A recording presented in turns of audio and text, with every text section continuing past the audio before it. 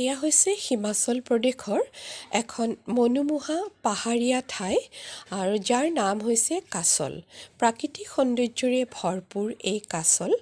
মোৰ ছোৱালীয়ে কেইটামান সৰু সৰু ভিডিঅ' কৰি মোলৈ পঠাইছিল আৰু সেই ভিডিঅ'কেইটাকে আজি মই আপোনালোকৰ লগত শ্বেয়াৰ কৰিলোঁ। আৰু সেই কাছলৰে এটা শিৱ মন্দিৰৰ প্ৰাংগণত এইটো গৰম পানীৰ উঁহ আছে। চাওকচোন কিমান সুন্দৰকৈ ইয়াৰ পানীবিলাক এয়া উতলি আছে। ওপৰত ভাপবিলাক ধৰিব পাৰিছেনে? সেই মন্দিৰৰ প্ৰাংগণতে এই গৰম পানীৰ উঁহ আছে।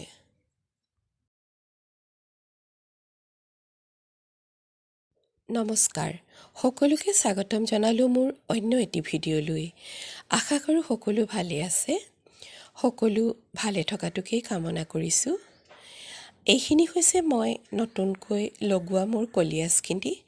আজি কিন্তু আপোনালোকৰ লগত এই কলিয়াছখিনিৰ বিষয়ে কথা নাপাতোঁ দেই। আজি মই আপোনালোকলৈ এটা কবিতা আগবঢ়াম।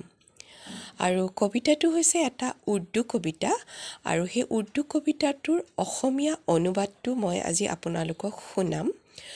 অনুবাদটো কোনে কৰিছিল সেইটো অৱশ্যে মই জানিব নোৱাৰিলোঁ, কিন্তু কবিতাটোৰ কথাখিনি মোৰ খুবেই ভাল লাগিল আৰু সেয়েহে ভিডিঅ'ৰ জৰিয়তে মই ইউটিউবত সেই কথাখিনি বন্দী কৰি ৰাখিব বিচাৰিলোঁ আৰু সেইখিনি আজি আপোনালোকলৈও আগবঢ়ালোঁ। যদি ভাল লাগে লাইক কৰি যাব।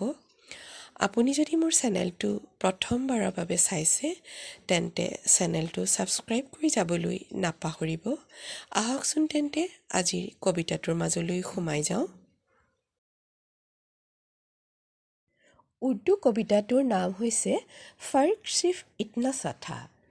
এই কবিতাটোত বিয়া আৰু মৃত্যুৰ তুলনা কৰি দুয়োটাৰ মাজত সাদৃশ্য দেখুৱাইছে। আহকচোন তেন্তে কবিতাটো এবাৰ শুনো। তোমাৰ পালকি তোলা হ'ল, মোৰো শয্যাখন তোলা হ'ল।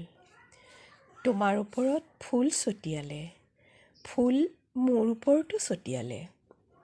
পাৰ্থক্য মাথো এয়ে, তুমি সাজি কাচি গ'লা, মোক সজাই পৰাই নিলে।